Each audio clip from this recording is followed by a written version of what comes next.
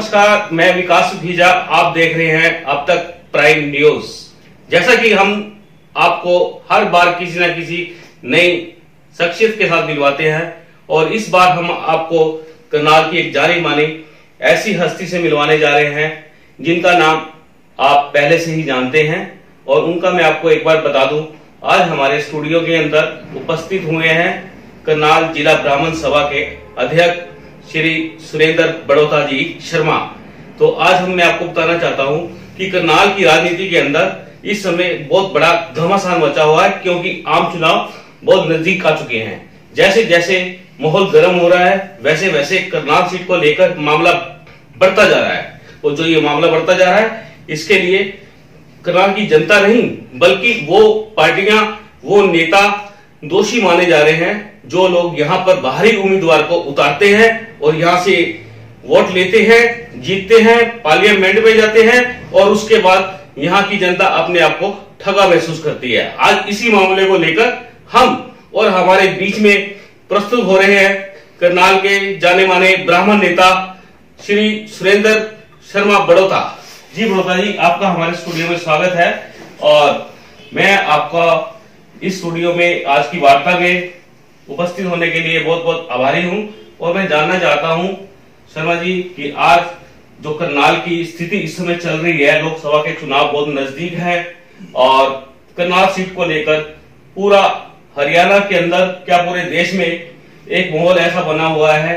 कि रोज नई बात आती है कि आज इस उम्मीदवार को यहां से उतारा जा रहा है। कभी किसी भारतीय जनता पार्टी की तरफ से मेनका गांधी का नाम आ रहा है, कभी अरविंद शर्मा का नाम आ रहा है, कभी आज नई खबर आई है कि पूर्व मंत्री विनोद शर्मा के बेटे कार्तिकेय शर्मा का नाम आया है।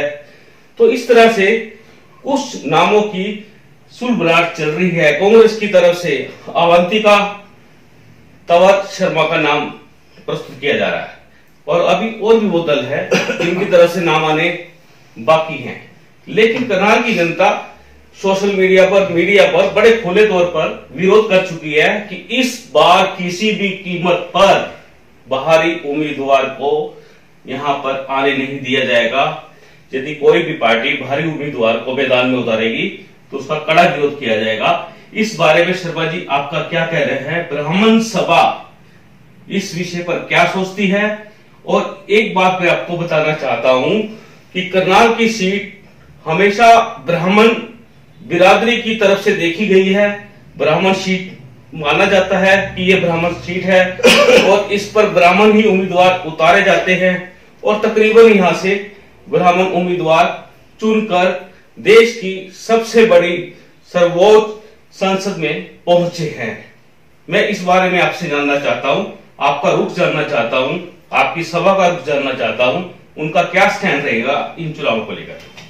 देखिए, मैं आपके चैनल के माध्यम से सभी राजनीतिक पार्टियों को सचेत करना चाहता हूं कि हमारे लोकल ब्राह्मण को टिकट दिया जाए, क्योंकि यहां पर पहले भी ब्राह्मण को टिकट तो मिलता रहा है लेकिन वो बारी रहे। जैसे पंडित चिरंजीव लाल 4 प्लान यहां से मेंबर पार्लियामेंट पर, लेकिन काम के अब उन्होंने अपनी पृष्ठभूमि के बाहर से कराए। करनाल लोकसभा का कोई काम नहीं हुआ। उसके बाद आईडी स्वामी जी बने, ये भी बाहर के लोगों के, इनको गृह राज्य मंत्री तक का दर्जा मिला, लेकिन ब्राह्मण समाज का के 36 कौम 36 बिरादरी का करनाल लोकसभा क्षेत्र का कोई काम नहीं हुआ। इससे लोगों को है ना बढ़ते या करनाल से हैं और ये दिल्ली में जाकर के अपना आशियाना बना लेते हैं और लोग दर दर की ठोकरें खाते फिरते हैं। एमपी की जरूरत होती है, एमपी को ढूंढने से नहीं मिलता। और उसके बाद अरविंद शर्मा जी यहाँ 2 प्लान बने, उनका भी यही रवैया रहा। उन्होंने भी अपने जज्जर रोहतक के सोनीपत के काम करे। करनाल लोकसभा क्षेत्र के बहुत कम काम हुए। इससे लोगों में भारी रोष है। मैं आपके चैनल के माध्यम से एक ही बात इन सभी राजनीतिक लोगों को, राजनीतिक पार्टियों को सचेत करना चाहता हूं कि हमारे लोकल ब्राह्मण को टिकट दिया जाए। अगर लोकल ब्राह्मण को टिकट नहीं मिला, जिला करनाल ब्राह्मण सभा उसका पुरजोर विरोध करेगी, इसका बहिष्कार करेगी और अपना कैंडिडेट भी उतारने से गुरेज नहीं करेगी। और जल्दी फिर अगर इनकी बात हमारा कोई लोकल ब्राह्मण को टिकट ने किसी पार्टी ने दिया तो हम अपना मीटिंग बुला करके जल्दी अपना प्रत्याशी घोषित करने में भी कोई गुरेज नहीं करेंगे। शर्मा जी, इसमें एक प्रश्न जो है वो प्रश्न मैं आपसे जरूर करना चाहूंगा। शर्मा जी, एक ब्राह्मण समाज है हमारा, बड़ी प्रतिष्ठा से देखा जाता है कि ब्राह्मण समाज के बिना हिंदू समाज नहीं चल पाता।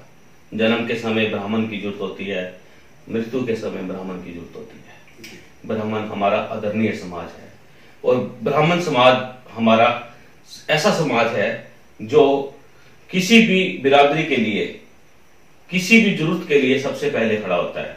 तो इसमें शर्मा जी, मेरा प्रश्न आपसे ये है, यदि कोई पार्टी अपने लोकल शहर में से किसी अन्य बिरादरी को टिकट देती है तो उसमें ब्राह्मण समाज का क्या रुख रहेगा? देखिए, ये एक प्रश्न जहन में है जो मैं आपसे जानना चाहता हूँ। देखिए, ब्राह्मण समाज हमेशा सभी को साथ लेकर चलने की क्षमता रखता है और 36 कौम 36 बिरादरी की भलाई के लिए कार्य करता है। अगर हमारा ब्राह्मण को लोकल को टिकट नहीं मिलता और हमारे किसी भी 36 कौम 36 बिरादरी के भाई को लोकल को टिकट मिलता है तो ब्राह्मण समाज उनका तहे दिल से स्वागत करेगा और साथ देगा, क्योंकि राजनीति एक बिरादरी से नहीं होती, सभी भाइयों से मिलकर 36 कौम 36 बिरादरी से भाइयों के मिलकर चलती है।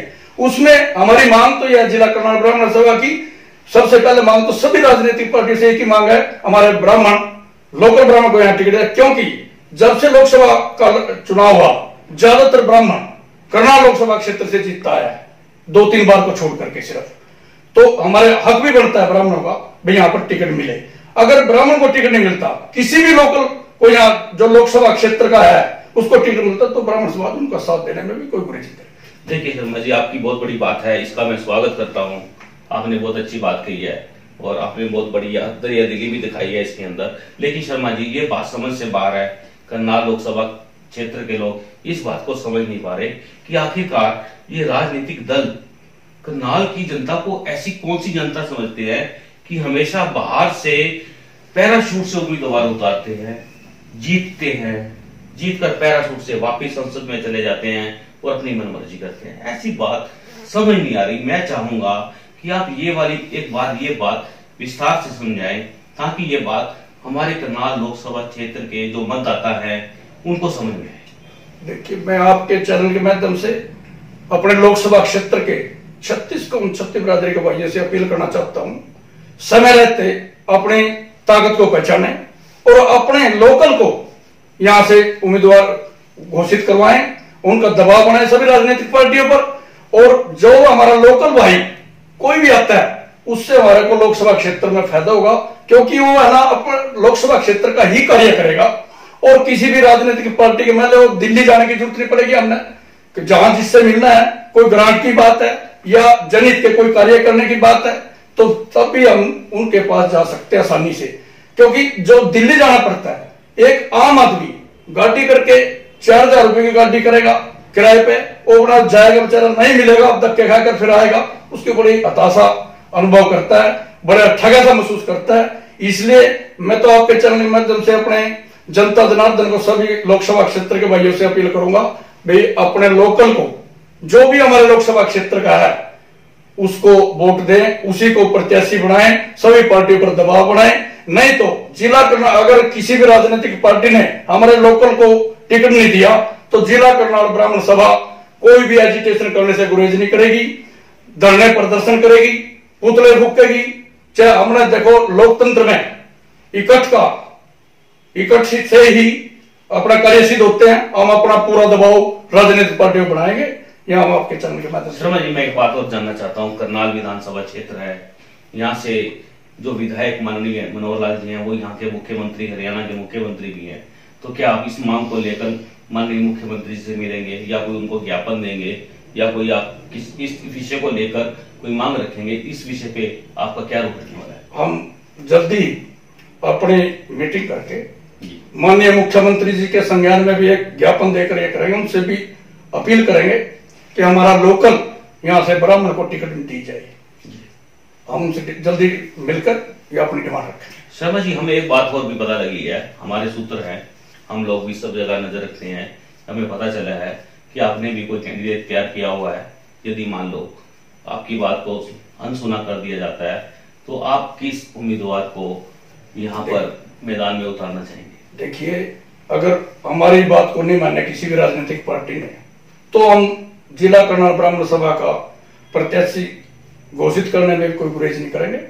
और जैसे मोदी जी की मान्य और अपने प्रधानमंत्री जी हैं, उनकी एक सोच है बेटी पढ़ाओ बेटी बचाओ बेटी पढ़ाओ, कि उनकी सोच को आगे बढ़ाते हुए हमारे पास ऐसे कोई महिला प्रत्याशी को जो समाज सेविका भी है और यहाँ के जाना माना चेहरा है, ऐसे चेहरे की हमें तलाश है। जल्दी हम कोई ऐसी बात होगी जो अगर हमारा लोकल प्रत्याशी ने घोषित किया है तो हम उनको घोषित करने में कोई गुरेज नहीं करेंगे। देखिए, आज हमारे साथ हमारे स्टूडियो में विशेष तौर पर करनाल की राजनीति को लेकर बात करने के लिए ब्राह्मण सभा के करनाल जिला के अध्यक्ष माननीय श्री सुरेंद्र बड़ौता जी पहुंचे हैं, जिनसे हमने बात की कि करनाल की राजनीति को लेकर, करनाल लोकसभा क्षेत्र की टिकट को लेकर उनका क्या रुख है। उन्होंने बिल्कुल स्पष्ट कर दिया है कि किसी भी कीमत पर करनाल सीट पर किसी भी बाहरी उम्मीदवार को घुसने नहीं दिया जाएगा, उनका समर्थन नहीं किया जाएगा। यदि कोई पार्टी राजनीतिक दल ऐसा करती है तो उसका बड़ा कड़ा विरोध किया जाएगा।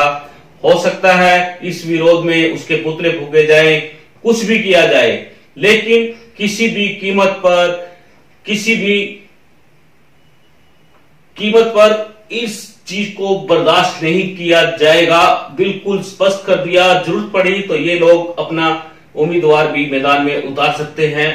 मैं सुरेंद्र बड़ौता जी का स्टूडियो में पहुंचने पर धन्यवाद करता हूं और आप लोग बने रहें अब तक प्राइम न्यूज के साथ। और अगली बार एक बार फिर हम आपका करनाल की एक जानी मानी हस्ती से परिचय कराएंगे, स्टूडियो में उनको बुलाएंगे, बातचीत कराएंगे और राजनीति करनाल की किस मोड़ जाएगी इस पर हम आपको लेकर जाएंगे। धन्यवाद, नमस्कार।